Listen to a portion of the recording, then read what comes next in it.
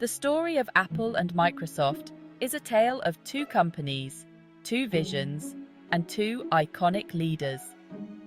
In the late 1970s, Steve Jobs and Steve Wozniak, the founders of Apple Computer, captivated the world with their user-friendly Apple II. This machine brought personal computing into homes and classrooms. Around the same time, Bill Gates and Paul Allen established Microsoft.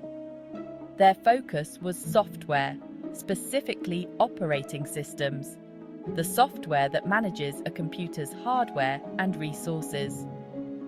These two companies, born from the ingenuity of their founders, would go on to shape the technological landscape for decades to come. Their journeys, however, were marked by stark contrasts and a rivalry that would become legendary. This rivalry wasn't just about market share or profits, it was a clash of philosophies, a battle for the future of computing. From the outset, Apple and Microsoft charted different courses. Jobs, a visionary with a keen sense of design and user experience, envisioned computers as tools for creativity and personal empowerment. Apple products were known for their elegance, simplicity, and ease of use. Gates, a brilliant strategist and businessman, saw the potential of software to become the backbone of the burgeoning computer industry. Microsoft's approach was pragmatic, focusing on developing software that was compatible with a wide range of hardware. This difference in philosophy was evident in their early products. Apple's Macintosh, launched in 1984, introduced the world to the graphical user interface with its intuitive icons and mouse-driven navigation. Microsoft's MS-DOS, while less visually appealing, became the dominant operating system for IBM-compatible PCs, thanks to its affordability and widespread adoption. The 1990s witnessed Microsoft's meteoric rise. Windows, their graphical operating system inspired by the Macintosh, became the industry standard. Millions of PCs worldwide ran on Windows, and Microsoft's Office suite, with applications like Word, Excel, and PowerPoint, became indispensable tools for businesses and individuals alike. Gates's strategic brilliance was evident in Microsoft's aggressive expansion into new markets. They bundled their software with PCs, making it difficult for competitors to gain a foothold. Their dominance in the operating system and productivity software markets solidified their position as the undisputed leader in the tech world. While Microsoft thrived, Apple struggled. Jobs' departure from the company he founded in 1985 led to a period of internal strife and product missteps.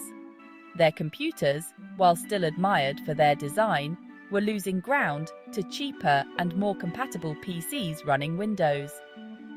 By the late 1990s, Apple was on the brink of collapse. In a surprising turn of events, Microsoft invested $150 million in Apple in 1997. This unexpected move, orchestrated by Gates, helped Apple stabilize its finances and refocus on its strengths. Gates's decision was partly driven by a desire to ensure competition in the market and avoid antitrust scrutiny. However, it also reflected a grudging respect for Apple's legacy and a belief that the tech industry needed Apple to survive. Section 5. The iRevolution. Apple's resurgence with the iPod and iPhone. The dawn of the new millennium marked a turning point for Apple. Jobs, who had returned to the company in 1997, spearheaded a remarkable turnaround. Apple shifted its focus from computers to consumer electronics, introducing the iPod in 2001. The iPod, with its sleek design, intuitive interface, and revolutionary clickwheel became a cultural phenomenon. It transformed the way people listened to music and established Apple as a trendsetter in the digital music era. Apple's resurgence reached new heights with the launch of the iPhone in 2007. The iPhone wasn't just a phone. It was a revolutionary device that combined the features of a phone, an iPod, and an internet communicator. Its intuitive touchscreen interface, vast app ecosystem, and sleek design set a new standard for smartphones, forever changing the mobile landscape. Section 6. Microsoft's evolution. Embracing the cloud and enterprise. Microsoft, under the leadership of Steve Ballmer, who succeeded Gates as CEO in 2000, faced new challenges in the post-PC era. While they maintained their dominance in operating systems and productivity software, they were slow to adapt to the rise of mobile devices and cloud computing. However, Microsoft recognized the need to evolve. They invested heavily in cloud computing with their Azure platform, providing a wide range of services for businesses to store, manage, and analyze data. They also expanded their enterprise offerings, focusing on software and services for businesses and organizations. Microsoft's transition wasn't always smooth, and they faced setbacks in their mobile phone ventures. However, their focus on the cloud and enterprise positioned them for future growth in a rapidly changing tech landscape. Section 7. The art of persuasion. Apple's emotional appeal versus Microsoft's practicality. The rivalry between Apple and Microsoft wasn't just about technology.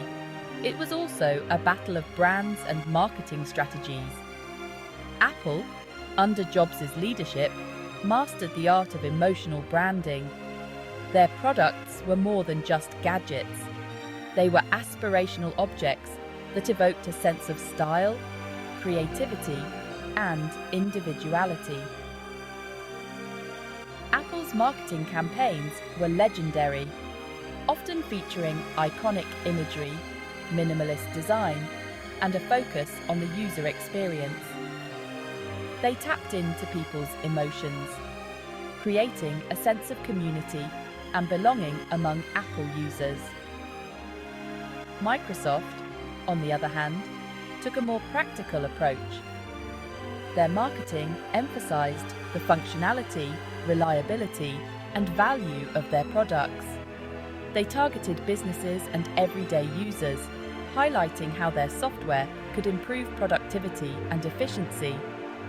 While their campaigns lacked the emotional punch of Apple's, they were effective in communicating the value proposition of their products. Section 8. New leadership, new horizons. Apple. After Jobs, Microsoft under Nadella. The passing of Steve Jobs in 2011 marked the end of an era for Apple. Tim Cook took the helm of a company at the pinnacle of its success. Cook focused on expanding Apple's product lines and growing their services business.